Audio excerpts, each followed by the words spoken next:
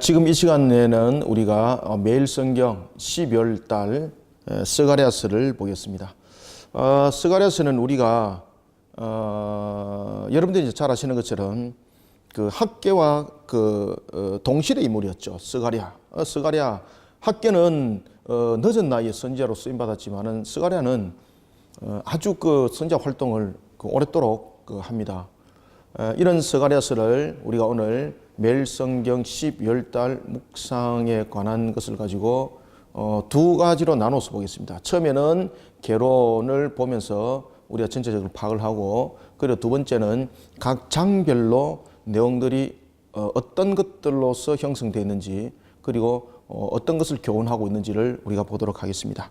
그리고 또한 우리가 스가랴서 이러면은 빼놓을 수 없는 것이 있는데, 그것이 바로 8가지 환상입니다.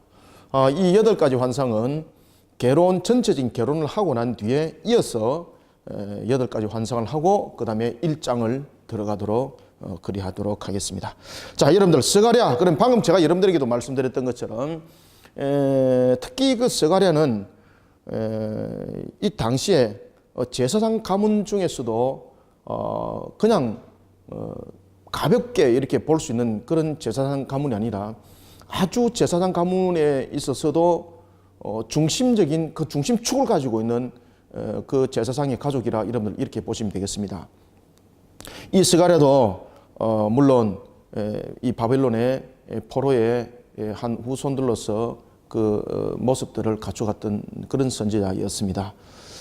그리고 또한 이 스가랴는 우리가 잘 알고 있는 것처럼 학개와 동시대 인물이었습니다. 그런데 학개와 스가랴서의 공통점과 이런 차이점이 있는데, 학개와 스가랴의 공통점과 차이점이 뭔가 하면은, 스가랴의 첫 번째 공통점은 그들이 무슨 이야기를 하고 있는가 하면은 성전에 관한 이야기를 하고 있습니다. 성전에 관한 이야기는 결국 여러분들 이스라엘의 신앙의 회복이죠. 이스라엘의 신앙의 회복입니다. 여기에 대해서 공통적인 내용들을 설명하고 있고, 그리고 또한 다른 점이 있다면은 학개는 어떤 부분들을 이야기를 하고 있는가 하면은 성전을 재건하는 일에 있어서 이스라엘 백성들로 하여금 하나님의 전을 세우는 데 있어서 그들의 모습들이 성전을 재건하는 일에 다시 임하도록 그런 내용들을 담고 있습니다. 그런가 하면은 스가랴는 성전을 재건하고 있는 그들에게 지쳐 있고 또한 힘들어하고 있고 그런 그들에게 소망을 주고 있고, 그리고 그들에게 또한 희망을 주고 있습니다. 특히 학개 같은 경우는 성전의 재건을 통해서 지금 이스라엘의 형편을 돌아보지 말고, 우리의 환경들을 돌아보지 말고, 우리는 하나님을 바라보면서 하나님을 향한 신앙의 회복적인 측면에서 성전을 재건하라. 너희들이 지금 판박한 집이 너희들에게 중요하냐? 여호와의 전을 세우는 것이 중요하냐? 너희들은 여호와의 전을 뒷전으로 옮겨놓고, 여호와 전을 세우는 것을 뒷전에 옮겨놓고 너희들 형편만 돌아봤지만은, 그렇게 너희들이 돌아봤던 십수년의 역사 속에서 너희들이 형편들이 펴진 것이 무엇이느냐? 마치 밑뚝 빠진 독과 같은 그런 모습이 되었지 않느냐?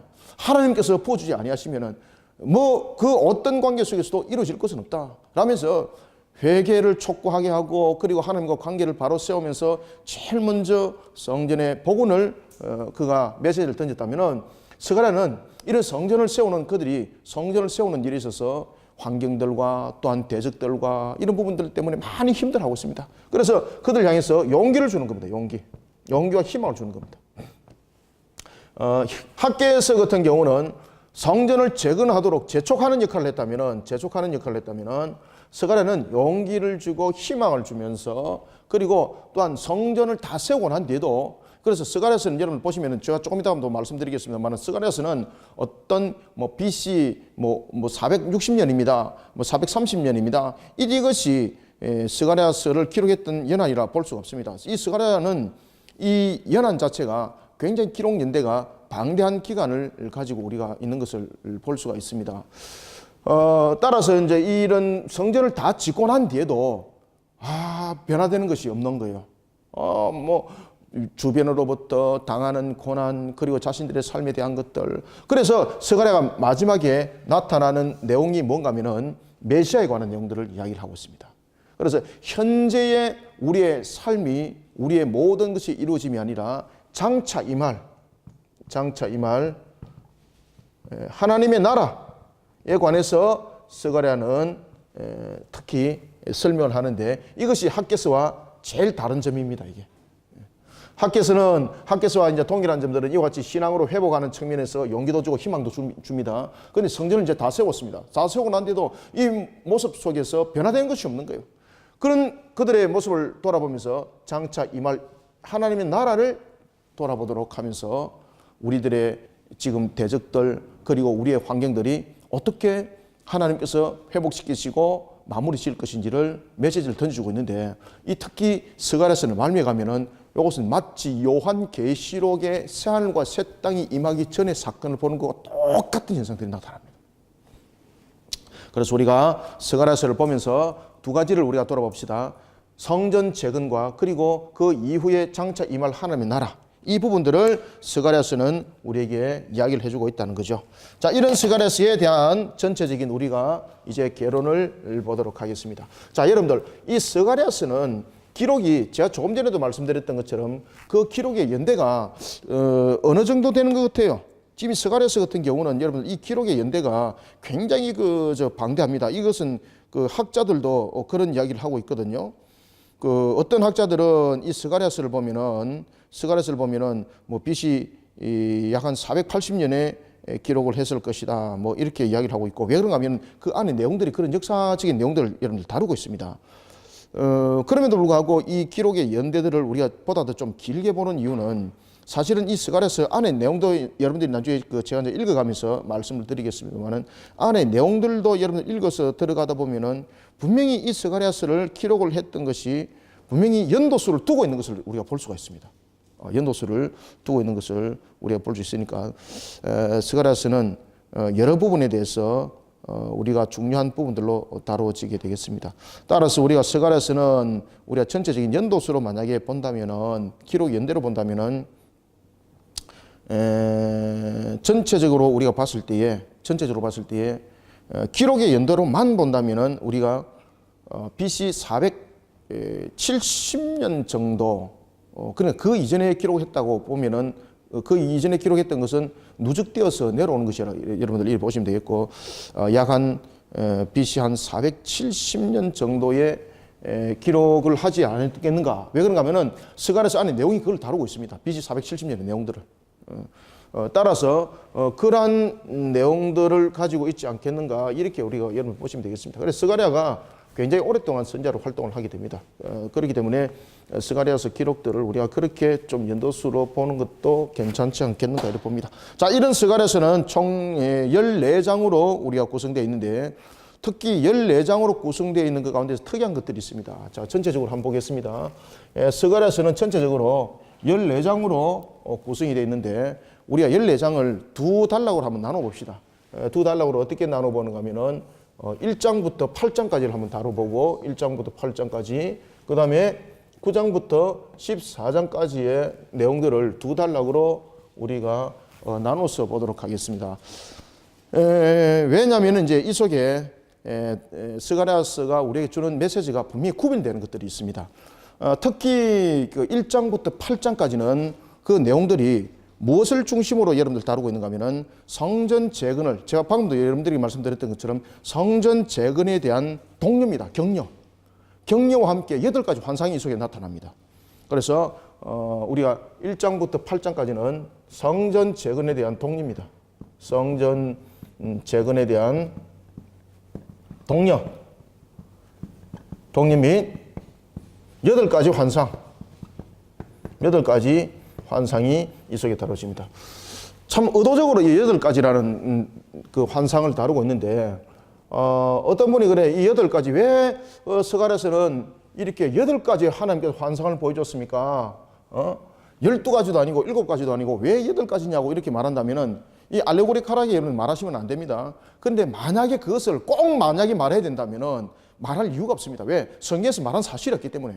그런데 말한다고 만약에 한다면은 전체적인 성격을 봤을 때에 그리고 노아의 그런 8이라는 수를 우리가 같이 함께 인용을 해봤을 때는 맞닥뜨려지는 것이 있습니다. 그것은 뭔가 하면은 새로움의 시작에 대해서 의미를 가지고 이야기를 하겠다는 겁니다. 8가지 환상이. 결국은 여러분들 8가지 이 환상들이 어떤 내용을 다루고 있는가 하면은 결국은 오실 메시아에 관한 내용들을 다루고 있고 이스라엘 회복을 다루고 있고 그것은 결국은 우리의 새하늘과 새 땅이고 새하늘과 새 땅은 우리의 새로움의 시작이잖아요. 8이라는 것은 여러분 어떤 의미를 가지고 있습니까?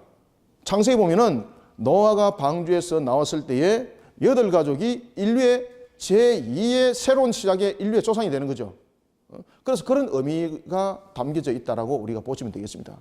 근데 그것을 꼭 그렇게 해석할 필요는 없습니다. 뭐 구태여 꼭 이야기를 하라 그러면은 왜 8가지라고 꼭 이야기를 한다면은 그 외에 다른 것들로 접근하는 것은 위험하다는 거죠.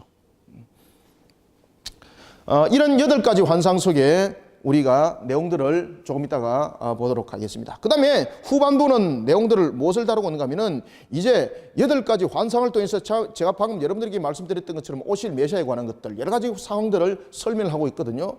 그러면은 이 9장부터 14장까지는 어떤 내용들을 다루고 있는가 하면은 바로 메시아의 사역입니다. 메시아의 사역과 그리고 메시아가 당할 순환, 메시아가 당할 순환, 그 다음에 이 속에서 다루고 있는 것 가운데 또 대표적인 것들이 뭔가 하면은 메시아의 순환만으로 끝나는 것 아니죠. 무엇이 이루어집니까? 바로 선민의 복락의 실현입니다. 그래서 이 3가지가 크게 다뤄집니다. 메시아의 사역, 메시아의 사역, 그 다음에 또 무엇이 다뤄진다고 그랬습니까? 그렇지요. 메시아의 순환, 그리고 세 번째는 선민의 복락. 선민의 복락이 여러분들 잘 아시는 것처럼 이제 새하늘과 새 땅에 대한 이제 예언의 말씀들이 이 속에 요한계시록을 마치 보는 것처럼 그런 사항들이 우리가 스가랴를 통해서 전개되어지는 것을 볼 수가 있습니다. 자, 이런 전체적인 스가랴는 이렇게 봤을 때에 결국은 여러분 스가랴서가 가지고 있는 것은 성전을 통해서 신앙의 회복을 말하면서 신앙의 회복과 함께 이 신앙의 회복에 대해서 이야기할 때 대표적으로 스가랴서가 딱 그 이야기를 딱 증거를 하고 있습니다. 어떤 내용을 다루고 있는가 하면 바로 회개신앙을 다루고 있습니다. 회개신앙. 성전을 통해서 신앙의 회복과 함께 그 내용 속에서 우리에게 궁극적으로 메시아를 중심으로 일어날 어떤 영광, 복락 이런 것을 다루고 있습니다. 메시아를 중심으로 일어날 복락, 이런 사건들을 전체적인 스가랴서가 1장부터 14장까지의 그 내용들이 다루고 있다라고 여러분들 보시면 되겠습니다.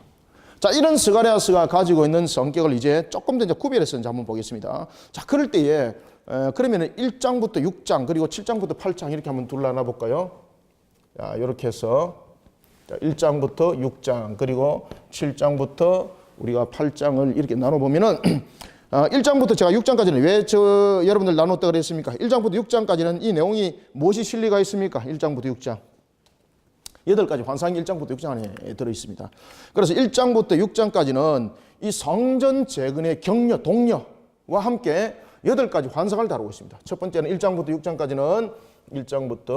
6장까지는 첫 번째 성전 재건의 동료.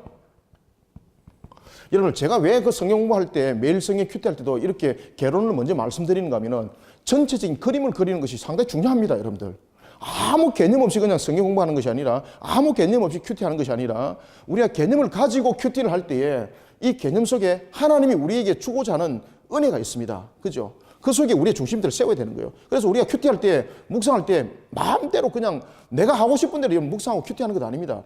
하나님이 우리에게 말씀하시고자 하는 그것을 큐티하고 묵상해야 되는 거예요. 난저 큐티하다 보면은요, 하나님의 말씀은 A를 말하고 있는데 자신은 Z를 가지고 막 그냥 이야기를 하는 거예요. 그거는 여러분 받은 은혜에 대해서 적용이죠. 제일 중요한 것은 우리가 제일 먼저 큐티할 때는 하나님이 말씀하는 바를 쫓아가는 큐티를 해야 됩니다.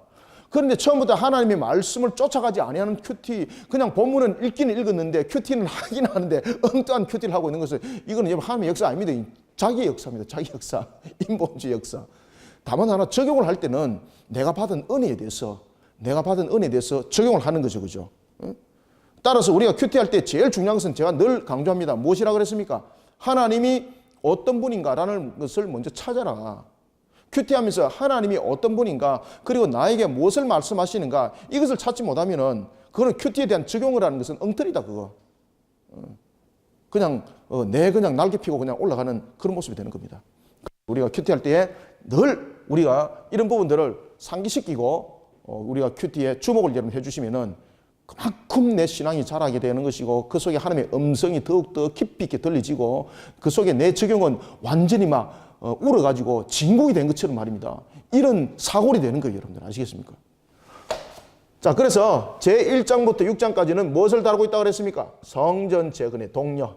이게 이제 학개서와 조금 다른 부분이라 그랬죠. 학개도 물론 동료를 하고 있지만은, 학개는 16년 동안이나 그들이 성전을 재건을 하는 데 있어서 16년 동안에 방치를 합니다. 특히 그들이 여러분들이 잘 아시는 것처럼 BC 586년에 예루살렘 성이 회파됩니다. 이것도 오늘 본문에 다룹니다. 본문에 보면은 4가지의 4대 슬픈 달들이 있습니다. 그 속에 이 연도수가 다 들어갑니다. 이때에 BC 586년에 예루살렘 성이 회파되고 난 뒤에 그들이 다시 예루살렘을 그들이 복원을 하기까지는 BC 516년에 이 성전이 이제 제2 성전을 우리가 일명 무슨 성전이라고 그럽니까? 스룹바벨 성전이라고 그럽니다. 스룹바벨. 왜 스룹바벨 성전이라고 말하는가 하면은 그 당시에 지도자가 여러분 스룹바벨이에요. 스룹바벨. 제1차 포로의 귀환에 그들의 지도자가 1차 귀환의 지도자가 스룹바벨이었고, 2차 귀환의 지도자가 여러분 잘 아시는 에스라였고, 3차 귀환은 여러분들이 너무나도 잘 아시는 우리가 리더십의 대명사라고 말하고 있는 느헤미야. 그죠? 느헤미야. 그래서 제2의 성전을 우리가 스룹바벨 성전이라 이렇게 우리가 말하고 있습니다. 이때에 이 성전을 이들이 세우는 기간이 여러분 무려 20년이나 걸립니다. 20년.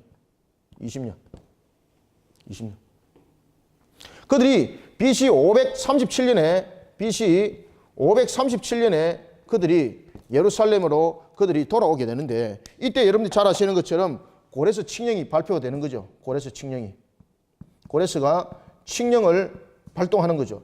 고레스가 칙령을 발동해서 돌아가도 좋다라는 것이죠. 그리고 그들이 돌아왔습니다. 돌아와서 성전을 재건하는데, 성전을 재건하다가 그들이 머뭇하다가 그들이 이 성전을 재건하는 일에 있어서 멈춰버립니다. 그래 제대로 하지도 못하는 거예요. 그러면서 그들이 몇 년 동안 방치되었습니까? 16년간 방치합니다. 16년간 방치. 그러면 실질적으로 이 16년간을 방치를 하면서 그들이 살아왔던 모습이 어떤 모습을 하고 있었는가 하면은 자신의 삶의 중심이 되는 겁니다. 왜 방치가 되었겠습니까? 원인과 이유는 분명히 있었습니다. 합당한 이유가 있었습니다. 첫 번째는 너무나도 주변의 환경들이 열악했습니다. 그 다음에 두 번째, 자신들의 주변이 열악했을 뿐만 아니라 대적들로 인해서 자신들이 도대체 성전을 지을 만한 그러한 여력들이 생기질 않았었습니다. 그러니까 자신들이 결국은 주변의 환경들로 인해서 먹고 살 것도 문제가 되었고, 그리고 대적들의 문제도 되었고, 그러니까 자연스럽게 이 문제들이 대두가 되면서 성전 재건이 중단돼 버린 겁니다. 마치 이것이 요즘 말로 말하면은 민의가 국가의 정책입니다 라고 말하는 것처럼, 그게 민의가 국가 정책이 돼버린 겁니다. 골치 아픈 거죠, 그죠? 여러분, 민의라는 것은 모든 것이 옳은 것 아닙니다. 민의가 모든 것이 대변하고 있는 것 아닙니다. 자, 이런 모습 속에 이 16년 동안 방치되고 있는 것들 갖다가 학계가 너희들이 어찌 하나님과 관계를 온전히 바로 세우지 못하고 너희들이 스스로의 너희들이 부와 영광을 누리고자 너희들이 몸부림치고 있는가? 그러면 너희들의 삶들을 한번 돌아봐라. 오늘도 열심히 너희들이 밭을 일궜지만은 너희들의 모습 속에서 너가 정말로 원하는 그런 재물들이, 너가 원하는 그런 모습들의 물질들이 세워져 있는가? 마치 밑뚝 빠진 뚝과 같은 그런 모습 속에 너희들이 살아가고 있지 않는가? 우리의 화복의 주관자가 누군가를 너희들이 알고 있지 않는가? 그러면서 동의를 하는 거죠. 이런 속에 그들이 이제 성전을 재건합니다. 그렇게 성전을 재건하면서 성전을 세웠던 기간이 몇 년입니까? 4년. 이게 보입니까? 녹화에. 4년. 16년간 방치되어 있다가 4년. 그래서 BC 516년에 성전이 완공이 되는 거죠. 그 사이에 이 성전을 재건하는 일에 있어서 얼마나 힘들겠어, 그죠? 주변들의 이 환경들 변하지 않았거든요. 자신들의 삶들. 그 다음에 대적들의 모습들은 더욱더 강력했거든요. 얼마나 힘들겠어, 그죠? 그들에게 필요했던 것이 뭔가 하면 격려였습니다. 동료였습니다. 우리가 여러분들 하나님의 나라를 위해서 달려갈 때에 우리에게 필요한 것들이 있습니다. 무조건 싸우는 군사적인 자세도 중요하지만은 군사가 잘 싸울 수 있도록 격려하고 독려하는 우리의 묵상들이 되시길 바랍니다. 그래서 이 묵상을 하면서 우리가 함께 군사된 자로서 함께 동력을 이루고 함께 격려하고 함께 또한 소망과 희망을 줄 아는 그런 묵상들이 되시길 바랍니다. 그런 성도들이 되시길 바랍니다. 아시겠죠? 우리가 스가랴서를 묵상하면서 이걸 놓치면 안 되는 거예요. 스가랴가 성전 제거를 독려를 하고 있더라. 그 다음에 이 1장부터 6장까지는 무엇을 다루고 있다고 그랬습니까? 8가지 환상을 다루고 있다고 그랬죠. 8가지 환상. 특히 이 8가지 환상은 이스라엘의 회복을 말하고 있고, 그리고 장차 임할 메시아에 관한 이 내용들을 이 속에 여러분 함께 다루고 있어요. 그리고 이 속에 이스라엘의 회복이 있는가 하면은, 그러면은 이방은 어떻게 하는가? 이방에 관한 심판을 이 8가지 환상들이 다루고 있습니다. 그런가 하면은 이스라엘의 회복만을 말하는 것이 아니라 이스라엘의 신앙이 어때야 되는가? 이것이 8가지 환상 속에 다뤄지고 있습니다. 그리고 제 7장부터 8장까지는 어떤 내용을 다루고 있는가 하면은, 제가 여러분들에게 이제 그 말씀드렸던 것처럼 금식에 대한 것들, 신앙의 잘못된 것들, 이런 것들을 이제 다루고 있습니다. 그래서 형식적 신앙과 그리고 우리에게 정말로 말씀의 신앙이 무엇인가를 하나님은 알고 있다는 거죠. 그것을 7장부터 8장이 다루고 있습니다. 그래서 7장부터 8장 보면은 가식적인 신앙으로 신앙하지 말라는 겁니다. 하나님이 알고 계시니까 항상 하나님 안에 우리가 신앙의 인격자가 되라고 가르쳐주고 있는 겁니다. 그래서 이 7장부터 8장 전체적인 것은 전통적인 금식일의 준수와 관련된 문답입니다. 예.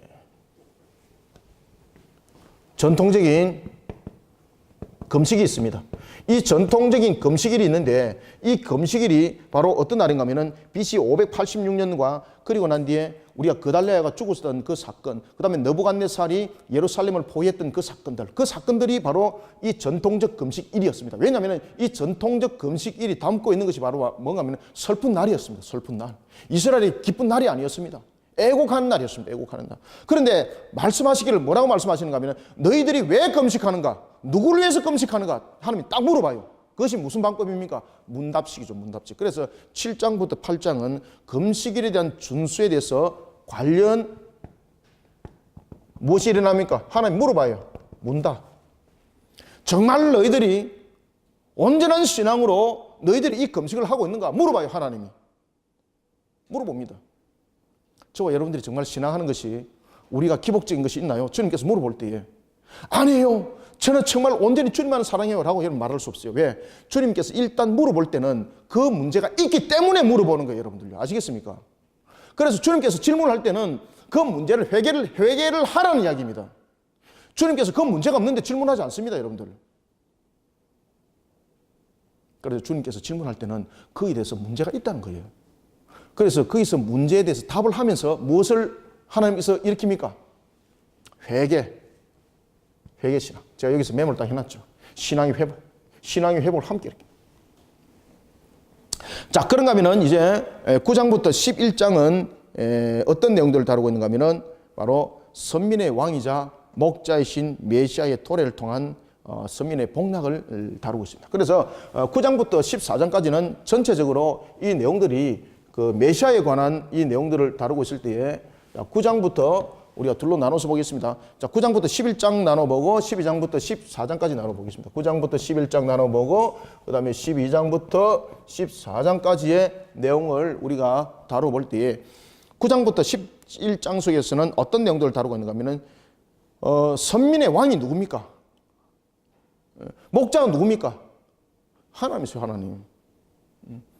사람의 왕이 아니라 우리가 어떤 부분에 대해서도 정말로 진지한 목자는 어떤 목자인가라는 것을 11장, 9장 이하에서 다루고 있는데, 심지어 어떻게 이야기를 하고 있는가 하면은 목자는 자신의 목숨을 내어놓고 그 양들을 지켜야 되는 것이 목자다라고 이야기를 합니다. 나중에 뒤에서 한번 볼까요? 지금 미리 한번 볼까요, 여러분들요?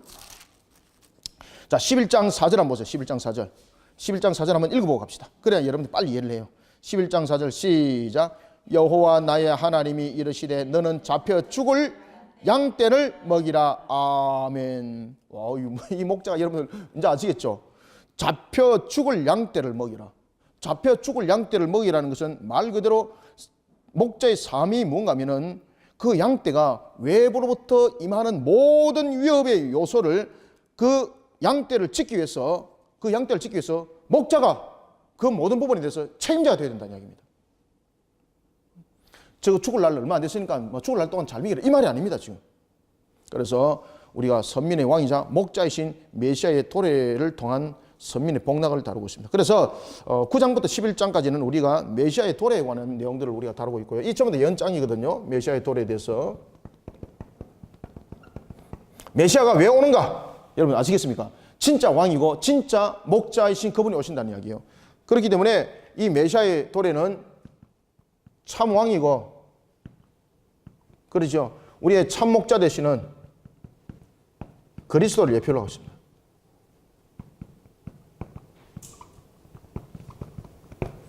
참 왕이고 참 목자는 누굽니까? 세상의 왕은 자신의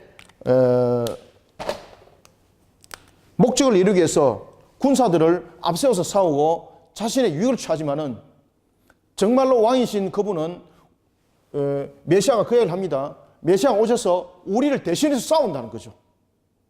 그래서 참 왕의 모습과 참 목자의 모습이 무엇인가라는 것을 메시아의 도래에 관해서 이야기를 하고 있고, 그리고 예수 그리스도의 예표를 통해서 이것을 말하고 있습니다. 여기에서 우리가 9장부터 11장까지를 통해서 우리가 여러분 잘 아셔야 될 것은 초림의 주님입니다. 초림의 주님. 초림의 주님이 여러분들 왕으로 와셨지만은 그는 다스림의 왕이 아니라 무슨 왕입니까? 섬김의 왕이죠. 그죠? 섬김의 왕으로 오시죠. 그런데 재림의 주님은 왕으로서 심판이죠, 심판. 그 내용을 12장부터 14장이 다릅니다. 그리고 두 왕의 모습이 다릅니다. 따라서 12장부터 14장까지는 메시아 순환 이후를 다루고 있습니다. 여기까지는 메시아의 도래를 다루고 있다면 메시아의 순환 이후는 어떤 사건들이 있는가? 여러분, 메시아가 순환을 당하고 난 뒤에 메시아가 그냥 순환을 당해서는 끝나는 것이 아니죠. 그분이 다시 오시죠. 그죠? 그래서 다시 오실 왕 아닙니까? 여기서는 우리가 이제 지금 우리의 현재 시점에서는 그 당시에 스가랴가 있던 그 시대는 이 모든 내용들은 전부 다 다시 오실 왕입니다. 다시 오실 왕. 그 다시 오실 왕은 누구를 통해서 오는가 하면은 바로 다윗의 계보를 통해서 오실 왕입니다. 왜냐하면 이 다윗의 계보를 통해서 온다는 것은 바로 언약의 완성자입니다. 언약의 완성자. 오실 메시아가 바로 누구란 이야기입니까? 언약의 완성자란 이야기죠. 언약의 완성자. 그런데 이 오실 메시아가 우리의 입장에서는 이제 초림의 주님은 오셨습니다. 그죠? 분명히 왕으로 오셨습니다. 그리고 또한 제사장으로 오셨습니다. 선자로 오셨습니다. 삼중 직분으로 분명히 다 감당했습니다. 그런데 이 왕으로서의 그의 모습은 섬기는 마치 종과 같은 왕이었습니다. 그는 왕권을 통해서, 자, 예수님이 여러분들요, 제가 여러분들 그 소논문에도 그 내용들을 여러 번 썼습니다. 예수님께서 왕권을 발동을 했을 때 보면은 특히 요단강에서 왕권을 발동하죠. 어떻게 발동을 합니까? 나에게 세례를 베풀어라! 이 명령입니다, 이거. 이것이 본이 될 것이라는 거죠. 그리고 예수님이 어떻게 사역을 이룰 것이라는 것을 세례를 통해서 보여주는 거죠. 그때 비로소 예수님이 여러분 성령 받았다라 이런 엉터리 같은 소리 하면 큰일 나는 거예요, 여러분들. 그리고 예수님께서 여러분 잘 아시는 것처럼 예루살렘에 입성을 했을 때에 예수님이 여러분 왕이지 않습니까? 왕이신 그분이 어떤 명을 내리십니까? 칼을 거두라 그러잖아요. 누구에게? 베드로가 여러분 칼을 들었잖아요. 그에게 뭐라고 명하십니까? 칼을 내려라 그러잖아요. 내려고 내가 값이 될 것을 명하고 있습니다. 그 왕으로서의 발동을 하는 거예요. 그런 왕이 예루살렘을 여러분 입성할 때도 보십시오. 어떻게 입성했습니까? 말로서 입성을 안 했죠. 그렇죠. 나귀는 무엇을 말하고 있습니까? 종이죠. 일하는 종. 그래서 예수님이 왕이지만은 나귀를 탔다는 것은 초림의 예수님의 이 모습이 우리에게 어떤 왕으로 오시는가를 예표를 담고 있습니다. 그래서 이런 내용들이 바로 스가랴서 9장부터 11장까지 내용을 다루고 있고, 그 다음에 다시 오실 메시아는 우리에게 정말로 왕으로서의 심판의 왕, 심판자의 모습으로 예수님께서 우리에게 오시는데, 이 메시아 순환 이후에 바로 선민의 복락이 이 속에 우리 속에 계획되어지는 것을 볼 수 있습니다. 자, 이런 스가랴서는 스가랴라는 이 단어 속에서도 나타나는 것처럼 스가랴라는 것은 어떤 뜻을 가지고 있습니까? 여호와께서 우리를 기억하신다는 거죠. 스가랴라는 뜻이라는 것은 여호와께서 기억하신다. 누구를? 그렇죠. 그래서 스가랴라는 뜻은 여호와께서 우리를 기억하신다라는 그런 의미를 우리가 가지고 있습니다. 자, 이런 스가랴가 보면은 이또의 손자라고 이야기를 하고 있습니다. 이또의 손자, 그 제사장의 가문이죠. 제사장의 가문이었던 이또의 손자라는 이 내용들을 우리가 담고 있는 것을 볼 수 있습니다. 자, 이런 스가랴서는 여러분들요 1장부터 6장까지는 시대적인 배경으로 보면은 어떤 시대를 다루고 있는가 하면은 바로 BC 520년의 역사를 다루고 있습니다. 이 내용들은 좀 앞뒤가 역사적인 것들로 말하면은 제1장부터 6장과 7장부터 8장은 여러분들 연도가 다르다고 볼 수가 있습니다. 역사적인 배경적인 측면을 봤을 때. 역사적인 배경적인 측면을 봤을 때에 1장부터 6장은 BC 우리가 520년에 대한 내용들을 다루고 있다고 보시면 되겠고, BC 520년의 내용을 다루고 있다고 보면은 되겠고요. 그 다음에 7장부터 8장은 BC 518년의 역사, 7장부터 8장은 BC 518년의 역사를 다루고 있습니다. BC 518년. 그 다음에 9장부터 10장까지, 그리고 그 이유는 바로 BC 480년부터 470년. 그래서 제가 이 내용을 한 BC 470년에 기록했다고 보시면 되겠습니다. 라고 한 이유는 바로 이런 내용들을 담고 있습니다. 따라서 9장부터 이제 그 이유는, 이 이유는 여러분 메시아에 대한 도래지 않습니까? 바로 BC 480년부터 BC 400, 역사적인 사실은 BC 480년부터 470년의 역사를 다루고 있고, 그리고 이제 그 속에서 이제 메시아에 관한 내용들을 설명하고 있습니다. 따라서 우리가 스가랴서를 만약에 연도로 만약에 이야기를 한다면은 굉장히 장기간에 스가랴서가 기록된 것을 우리가 볼 수가 있는 거죠. 그럴 때에 스가랴서를 그가 마지막으로 마무리를 했던 것을 우리가 볼 수 있다면은 바로 스가랴서는 BC 약 한 470년에 기록을 했지 않았는가, 이렇게 보는 것이 좋을 것 같습니다. 굉장히 긴 시간 동안에 이 스가랴서는 기록이 되어졌던 성경이라 여러분 보시면 되겠습니다. 이런 스가랴서는 성전 재건 이후에 40년이 지납니다. 성전이 언제 재건됐다고 그랬습니까? BC 516년에 성전이 재건됐죠. 이로부터 40년이 지나면 언제입니까? 바로 이때죠. 그죠? 516년에서 40년 빼면 476년. 약 한 480년 정도 되는 거죠. 그럼에도 불구하고 여전히 주변에 침공을 받고 있었습니다.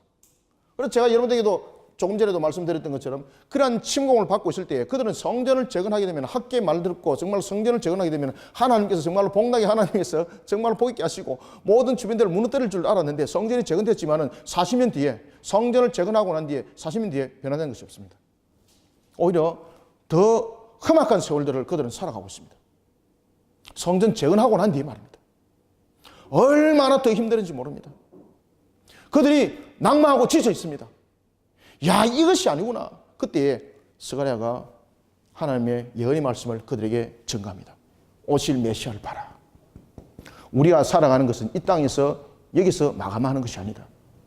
우리에게 장차 오실 메시아를 바라봐라. 우리의 왕국은 이 땅의 시련이 아니다. 물론 이 땅에 회복도 있지만 완전한 우리의 시련은 바로 새하늘과 새 땅이다 라면서 스가랴서가 그 내용들을 9장 이후에서 쫙 이렇게 내용들을 펼쳐가는 것을 우리가 볼 수가 있겠습니다. 그래서 저와 여러분들이 이 스가랴서를 묵상하면서 우리가 오늘도 하나님께서 우리에게 주신 이 내용들이 어떤 내용들을 담고 있는지, 우리가 여러분들 성경을 이렇게 묵상하면서 성경 66권이 우리에게 주시는 이 말씀이 무엇을 말하고 있는지를 묵상을 잘 하시는 것이 매일 성경의 묵상의 여러분 맥이라고 할 수가 있겠습니다. 아시겠죠? 그죠? 그래서 매일 성경을 묵상하실 때에 이런 개론의 개념들을 제가 왜 계속해서 말씀드리는가 하면은 이 개론의 개념들을 놓쳐버리면 안 된다는 거죠. 자, 그럴 때에 이제 우리가 매일 성경 묵상을 잠깐 한번 보겠습니다. 매일 성경 묵상을 어떻게 인도하고 있는지 보겠습니다. 그래서 매일 성경 처음에 딱 열어보시면은 자, 제일 먼저 무슨 이야기를 하고 있습니까? 제가 했던 이야기 그대로 하죠. 하나님 나라의 환상과 절망을 무엇으로 바꾼다? 그렇죠. 희망으로 바꾼다라는 내용을 통해서 스가랴를 어떻게 묵상할 것인가라는 것을 우리에게 가르쳐주고 있습니다. 그리고 이제 그 내용들을 여러분 쭉 한번 읽어보시고, 그리고 여기 보면 8가지 환상에 대해서 이제 나와 있습니다. 8가지 환상에 대해서도 잘 이렇게 내용을 간추렸지만은 오늘 우리는 또 성경이 우리에게 말하는 이 내용들을 가지고 8가지 환상을 우리가 돌아보도록 하겠습니다. 그러면서 제일 먼저 스가랴서 1장에 보면은 그 제목이 매일 성경에 내게로 돌아오랍니다. 내게로 돌아오라. 그죠? 회개. 하나님께서 재건을 통해서 우리에게 결국은 주는 것은 신앙의 회복이 함께 이 속에 담겨 있는 것을 우리에게 보여주게 하고 알게 하는 것을 보겠습니다. 자, 이런 측면에서 우리가 이제 한번 돌아보면서 먼저 가면서 하나하나 또 한번 보기로 하고, 먼저 제가 여러분들에게 말씀드렸던 것처럼 이제 8가지 환상을 먼저 한번 보도록 하겠습니다. 자, 스가랴서 그러면은 우리가 잊지 말아야 할 것 가운데 하나가 뭔가 하면은 대표적인 8가지 환상입니다. 그런데 이 8가지 환상이 사실은 이 전체를 이야기를 하고 있는 겁니다. 따라서 8가지 환상은 저희들이 아무리 내용들이 방대하더라도 꼭 다뤄봐야 될 문제에 겉에서 제가 개론에 먼저 설명을 해드리고, 그리고 1장부터 그 내용들을 보도록 하겠습니다. 그래서 첫 교시는 우리가 이 개론과 8가지 환상만 보겠습니다. 8가지 환상. 그리고 이제 2교시 때는 1장부터 14장까지, 야, 이 참 긴 내용인데 한번 다뤄봅시다. 왜냐하면은 일단 제가 8가지 환상을 다 말씀드리는 거는 그 자체가 벌써 1장부터 6장까지는 다 한 겁니다. 아시겠죠? 그래서 여러분들 볼 때, 야, 2교시에 1장부터 14장 그 목사님 어떻게 다룰까? 금방 다룹니다, 여러분. 1장부터 우리가 6장까지 8가지 환상을 먼저 우리가 한번 보도록 하겠습니다. 자, 그러면은 제일 먼저 8가지 환상 속에 나타날 때에 첫 번째 환상이 여러분들 어떤 환상일까요, 여러분들요? 처음부터 여러분 뭔가 모르게 사건이 바로 전개되는 것이 아니라 예고편을 먼저 던지죠. 요한계시록 때 여러분들 보시면은 요한계시록께서 예수님께서 나타나실 때에, 하나님이 그분이 나타날 때에 바로 그냥 몽기 들고 나타나고 이렇게 안 했죠. 예고편을 딱 던졌죠. 어떤 모습으로 나타났습니까? 에? 눈은 불꽃 같고 입에는 옛날에 쓴 금이 있고, 그 다음에 발은 높고 마치 용광로 같은 그런 놋발이 디디면은 제도 남지 않는 그런 모습. 예고편을 먼저 딱 던지죠. 그분이 촛불 사이를 싹 지나오죠. 그러면서 7교회를 향해서 탁 그냥 말씀하시죠. 스가랴도 내라, 그런 식입니다. 그래서 제일 먼저 나타나는 것이 뭔가 하면은 이 8가지 환상 속에서 첫 번째 환상, 제1환상, 제1의 환상, 제1환상. 제1환상은 어떤 내용을 다루고 있는가 하면 바로 화석류사에 선, 붉은 말을 탄 화석류사에 선 여호와의 사자, 그리고 새 말의 환상입니다. 붉은 말을 타고 화석류 사이에, 나무 사이에 선 여호와 사자. 붉은 말을 타고 화석류 사이에 선 여호와 사자. 그리고 새 말에 대한 환상을 다루고 있습니다. 새 말. 자, 특히 이 붉은 말을 타고 화석류 사이에 섰다는 것은 이게 예고편을 던지고 있는데, 어떤 예고편을 여러분 던지고 있는가 하면요, 바로 새 성전 재건에 대한 내용들을 다루고 있습니다. 다시 말하면 새 성전 재건을 그 사업을 방해하던, 그리고 방해를 받던 대적의 세력들은 하나님께서 무너뜨리시고, 그리고 또한 성전의 재건을 향하여서 일어선 하나님의 백성들은 하나님께서 그들을 복 있게 하시겠다는 겁니다. 따라서 이 붉은 말을 타고 나타난 화석류 사이에 선 여호와의 사자와 그리고 새 말의 이 환상은 바로 어떤 내용을 여러분들 다루고 있을까요? 두 가지의 부분들을 다루고 있습니다. 하나는 회복이고, 그리고 하나는 핍박에 대해서 심판을 말하고 있습니다. 첫 번째는 누구에 대한 회복을 말하고 있습니까? 그렇죠. 이스라엘의 회복입니다. 이스라엘을 향해서는 회복을 말하고 있고, 그리고 대적을 향해서는 심판을 말하고 있는 것이, 이것이 붉은 말을 타고 화석류 사이에 선 여호와의 사자와 세 마리의 환상입니다. 그 내용들은 이제 우리가 본문을 다루면서 이제 한번 보도록 하고요. 그래서 이 성전에 이 성전을 짓는 것이 얼마나 이스라엘에게 있어서 중요한 것인가라는 것을 설명합니다. 따라서 하나님은 이 딱 서론에 나타날 때에 제일 먼저 우리 속에 캐치를 하는 것이 뭔가 하면은 신앙을 먼저 우리에게 질문을 하고 신앙을 먼저 물어보고 신앙에 관해서 우리에게 그 답을 주고 있는 것입니다. 따라서 이스라엘의 신앙의 회복을 통해서 하나님께서 그들을 회복시키시고, 그리고 이스라엘 대적하는 그들을 내가 반드시 심판하리라. 그러니까 너희들은 소망과 희망을 잃지 말고 하나님과 관계 속에서 너희들이 나가는 자들이 되어라. 따라서 우리는 이 첫 번째 환상인 붉은 말을 타고 화석류 사이에 선 여호와의 사자와 세 말의 환상을 통해서 우리는 무엇을 보셔야 되는가 하면요, 항상 소망 잊지 말고 항상 희망 속에 오늘도 나를 지켜보고 계시는 하나님, 그 하나님이 나와 함께 한다는 것을 알고 항상 신앙 가운데에 저와 여러분들이 견고히 세워지는 그런 묵상들이 여러분들이 되셔야 됩니다. 자, 그 다음에 두 번째 환상이 어떤 환상입니까? 넷뿔이죠. 넷뿔. 제2 환상이죠. 자, 제2 환상은 이 넷뿔이 등장하는데, 넷뿔과 누굽니까? 넷뿔과 한 대장자입니까? 네 명의 대장자입니까? 자, 이거 이유가 있습니다. 넷뿔과 네 대장장입니다. 대장장이의 환상입니다. 그러면은, 자, 이 넷뿔과 네 대장장의 환상은 어떤 내용인가 하면은 첫 번째 환상에 대한 것에 대한 실천입니다. 실천. 하나님께서 이렇게 말씀을 하시지 않습니까? 그러면 말씀을 하셨으면은 이 첫 번째 환상에 대한 것에 대해서 실천, 하나님께서 이것을 어떻게 실현할 것인가라는 것이 두 번째 환상에서 나타나는 겁니다. 그러면은 이 네 뿔은 무엇을 상징합니까? 강력함이죠. 그죠? 힘, 권력. 다시 말하면 강력함을 말합니다. 강력한. 누가 강력하다는 이야기입니까? 이게 대적들의 모습들입니다. 대적들의. 이 뿔이라는 것들이 날카로움을 가지고, 쇠가 날카로움을 가지고 있기 때문에 사람들이 근처에 접근하게 되면은 이 사람들을 해치는 도구가 되는 거죠. 그러니까 이스라엘이 지금 당하는 이 모습이 마치 내 뿔과 같은 그들 존재 앞에 서 있는 모습이라는 거죠.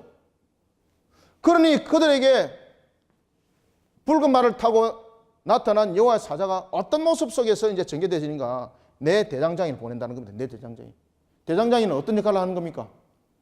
새를 제일 잘 다루는 사람, 새를 마치 장난감처럼 다루는 사람.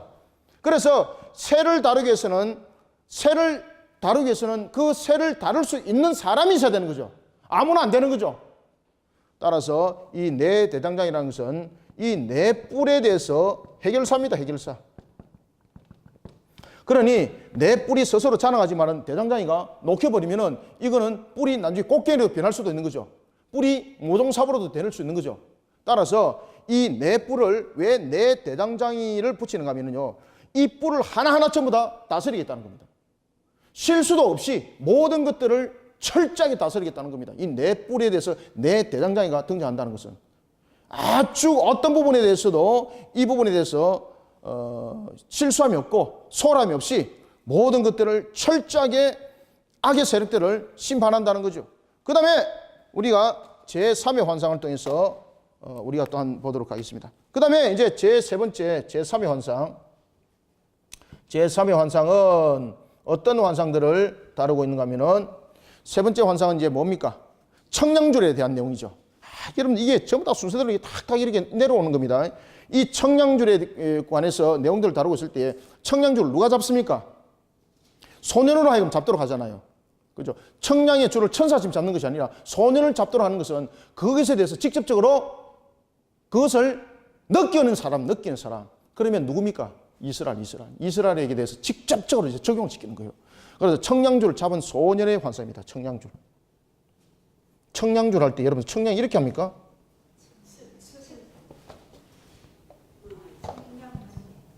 이렇게 합니까? 잠깐 성경 한번 봅시다. 예? 이거 맞죠? 예. 예. 청량줄을 잡은 소년의 환상. 이 청량주를 잡은 소년의 환상을 통해서 하나님께서 무엇을 말씀하시고자 하는가 하면은 이스라엘의 완전한 회복을 말합니다. 이스라엘의 회복. 이스라엘의 회복. 이 회복이 말 그대로 하나님께서 보십시오. 이제 붉은 말을 타고 서론에 등장했습니다. 그래 딱 순서대로입니다. 그 다음에 이 네 뿔을 물리쳤습니다. 강력한 힘에 대한 세력들을 물리쳤습니다. 그러면은 하나님께서 그 강력한 것들을 물리쳐서 해결할 뿐만 아니라 지금 앞좌석에 놓여 있고 빼앗겨버렸고 자신의 설 땅이 없는 그들에게 이제 땅이 주어져야 되고 그들에게 살아나갈 터전이 있어야 될 것 아니겠습니까? 바로 거기에 대한 약속입니다. 따라서 이 세 번째 환상은 바로 두 번째 환상을 통해서 나타난 결론, 하나님께서 이들을 무너뜨리는 것뿐만 아니라 빼앗겼던 것들, 그들이 실족당했던 것들, 이 모든 것들을 어떻게 하신다는 겁니까? 회복시킨다라는 하나님의 약속입니다. 그래서 청량을 재라는 겁니다. 그런데 재는데 그 범위가 아주 광범위하게, 그리고 하나님께서 청량에 대한 것도 분명히 우리에게 말씀을 해줍니다. 큐빗에 관한 것도. 그러면 그 큐빗은 무엇을 우리에게 의미를 담고 있는가? 이제 두 번째 시간에 본문의 그 내용들을 다루도록 하겠습니다. 자, 그러면서 이제 네 번째 환상을 보겠습니다. 자, 이 관계 설정 여러분들 아시겠죠? 그래서 이것이 뒤바뀌면 안 되는 거. 따라서 왜 하나님께서 이렇게 점점 내려오시게 하는가면 나중에 이것이 마치 십계명과 같은 모습으로 나중에 나타납니다. 그리고 이제 네 번째 환상에서부터 이제 등장하는 것이 뭔가 하면요, 신앙에 관한 것들을 다루고 있습니다. 자, 첫 번째부터 세 번째 환상에는 어떤 내용들을 다룬다 그랬습니까? 악에 대한 세력에 대한 심판과 대적에 대한, 이것은 첫 번째 환상부터 세 번째 환상 속에서는 어떤 내용들을 여러분 다루고 있는가 하면은 바로 성전을 회복시키는 의미에서 그들에게 희망을 주는 거죠. 희망을. 그죠? 희망을 주는 거죠. 독려하는 거죠. 독려하는 거. 8가지 환상이. 이 성전의 회복을 통해서 그들에게 독려를 하는 내용이라 그러면은 이제 여러분들이 네 번째부터 8번째 환상은 어떤 내용을 다루고 있는가 하면은 우리의 실질적으로 앞으로 실질적인 신앙이 어떠해야 되는가라는 것을 담고 있습니다. 그러면은 이 실질적인 신앙 속에서 우리의 모습들이 바로 세워지지 못했을 때는 어떻게 우리가 하나님으로부터 징책을 받게 되어 있고 어떤 모습이 되는가를 설명을 하고 있습니다. 자, 따라서 우리가 네 번째 환상은 누가 등장합니까? 대제사장 여호수아가 등장하죠. 딱 바로 등장하죠. 대제사장 여호수아에 관한 등장입니다. 환상. 그래서 제4 환상은, 네 번째 환상은 대제사장입니다. 제사장 여호수아입니다. 여호수아의 등장입니다. 이 여호수아의 등장을 통해서, 여호수아의 등장을 통해서 어떤 환상을 보여주는가 하면은 이 여호수아가 가지고 있는 것이 바로 대표성을 이야기를 하고 있습니다. 이 특별히 이 대제사장이라는 것은 말 그대로 여러분 대표성이죠. 대표성이죠. 그리고 이 대표성을 통해서 선민의 죄가 하나님께서 이 대제사장을 통해서 살 것을 말씀하십니다. 대제사장을 통해서 산다는 것은 결국 누구를 향한 예표입니까? 예수 그리스도.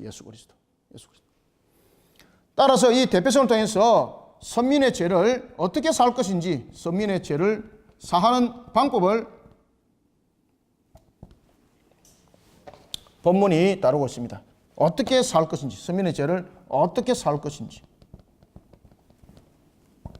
어떻게 사할 것인지, 그 내용을 다루고 있는가 하면은 이 네 번째 환상에서는 대제사장의 여호수아가 등장을 하면서 첫 번째는 대표성을 말하고 있고 두 번째는 이 속에서 또 무엇을 말합니까? 한삭을 말하고 있죠. 한삭. 이 한삭은 바로 한 사람인데 이 한 사람이 누구란 이야기입니까? 남자라는 이야기를 다루면서 이 대제사장이 앞으로 오실 메시아에 관한 것인데 이 앞으로 오실 이 대제사장이 바로 성육신하여서 오신다는 것을 다루고 있습니다. 성육신. 대제사장 여호수아의 등장을 통해서 대표성을 설명하고 있고 그 다음에 거기에 대해서 한삭에 관한 내용들을 다루고 있습니다. 장차 사고로 상징되는 그 한 종을 통해서 하나님의 택한 백성을 구원하실 것을 말하고 있습니다. 한 사고를 통해서.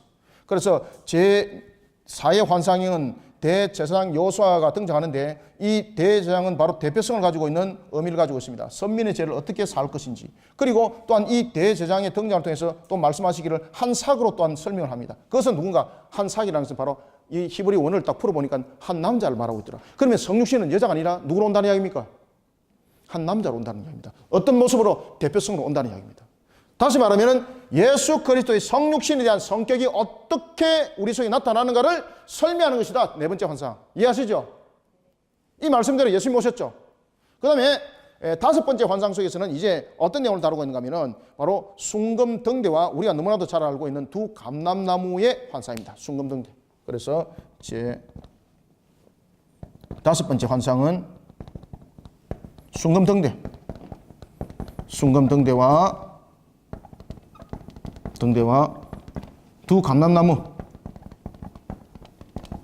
두 감람나무에 관한 내용들을 다루고 있습니다.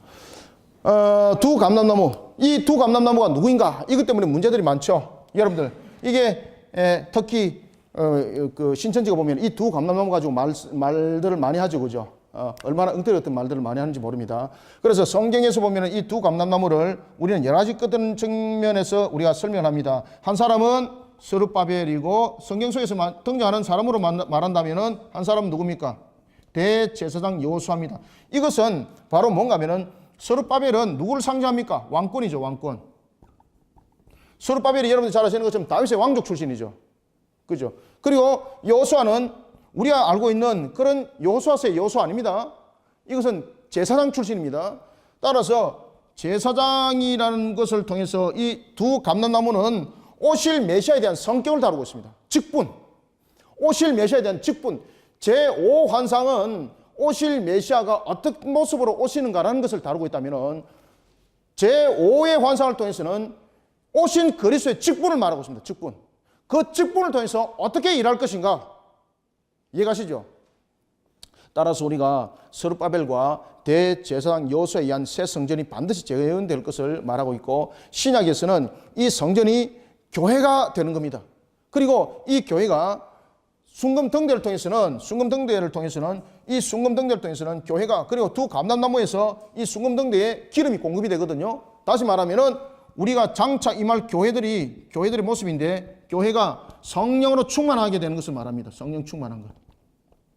예수님께서 마가다락방에 제자들을 두면서 뭐라고 말씀하십니까? 그곳에 기다리라 그러잖아요. 몇 날이 지나지 않아 내가 또 다른 보혜사를 보내줄 것이다. 그러면서 그들 속에 나타났던 제일 첫 번째 상황이 뭡니까? 성령 충만함의 역사죠. 교회가 세워지면서, 에클레시아가 세워지면서, 초대교회라는 에클레시아가 세워지면서 제일 먼저 나타났던 사건이 뭡니까? 성령 충만 사건이에요. 성령 충만 사건. 그래서 다섯 번째 환상은 그 내용을 다루고 있습니다. 성령 충만 사건. 앞으로 임할 성령 충만. 그래서 숭금등대와 두 감람나무는, 숭금등대는 누구로부터 기름을 받는다는 이야기입니까? 두 감람나무로부터 기름을 받는 거예요. 숭금등대는 그냥 켜지지 않습니다. 두 감람나무로부터 기름을 받아야 되는 거예요. 성령 충만함 속에서 교회들이 바로 세워지고, 그 성령 충만함 속에서 우리들이 사역들이 일어나고, 새하늘과 새 땅의 그 모습들은 그렇게 앞이 열려진다는 것을 교회적인 측면에서 설명을 하고 있는 것이 바로 숭금등대와 두 감람나무의 환상이라 말할 수가 있겠습니다. 그래서 교회가 성령의 능력으로 생명력을 유지하게 되는 것을 설명하고 있습니다. 그 다음에 제 여섯 번째 환상. 그리고 이제 여섯 번째 환상은 우리가 제 여섯 번째 환상은 우리에게 무엇을 다루고 있습니까? 날아가는 두루마리입니다. 여러분, 날아가는 두루마리 보셨어요? 본문 속에서 제가 지금은 이제 간단하게 말씀드리고 본문 보면서 다시 한번 더 말씀드리겠습니다. 지금 시간이 많이 남지 않아서. 날아가는 두루마리 환상입니다. 특히 날아가는 이 두루마리 환상은요, 왜 두루마리가 날아가겠습니까? 날아가는 이유는 사람들에게 관심을 집중하도록 만드는 겁니다. 두루마리가 여러분 하늘을 날아가는 데 생각해 보십시오. 모든 사람이 거기에 집중하는 거예요. 그리고 또한 두루마리가 조그마한 것이 아니라 굉장히 큰 두루마리예요. 나중에 크기도 이야기를 하고 있습니다. 이것은 어떤 내용을 담고 있는가 하면 모든 사람들이 그것을 확실하게 보라는 이야기고, 그 두루마리 말씀대로 반드시 심판이 일어난다는 이야기입니다. 그 속에 무엇을 담고 있는가 하면 대표적인 두 가지를 담고 있습니다. 이 두루마리에. 그리고 이 두루마리는 양면이 글이 새겨졌다고 말하고 있습니다. 그런데 중요한 것은요, 10계명이 새겨져 있어요. 10계명. 어떤 내용이 새겨져 있는가 하면 첫 번째, 도둑질하지 말라. 도둑질하지 말라. 그 다음에 두 번째, 이것도 화면에 보이죠? 하나님을 망령되이 일컫지 마라. 망령되이 일컫지 마라. 이 두 계명을 대표적으로 보게 합니다. 첫 번째는 우리가 사람으로서 이 땅에 살아가야 될 모습이라면은, 두 번째는 하나님을 향한 우리의 모습들을 담고 있는 겁니다. 따라서 이스라엘 백성들이 하나님의 계명을 지키지 못하고 하나님의 계명 속에 살아가지 못하면 이스라엘이 아니라는 이야기예요. 그래서 하나님의 말씀을 벗어나고는 언약 백성이라 말할 수 없다는 거죠. 그들을 향해서 심판이라는 것을 말하고 있습니다. 따라서 우리가 날아가는 두루마리는 바로 예루살렘의 새 성전의 건축의 역사적 소망을 망각하고 계속 범죄하면서 살아오는 그들에게 두루마리는 곧 율법이었고 그 기록된 대로 지키지 않는 자는 심판할 것이라는 것을 담고 있습니다. 그때에 두 가지를 다루고 있습니다. 도둑질하지 말라. 하나님의 것을 도둑질하지 말라. 사람 것을 도둑질하지 말라. 이것을 다 담고 있습니다. 그 다음에 하나님을 망령되이 일컫지 마라 라는 것을 우리가 내용을 다루고 있는 것을 볼 수가 있겠습니다. 그 다음에 위에 걸 잠깐 지우겠습니다. 지워서 마무리를 하겠습니다.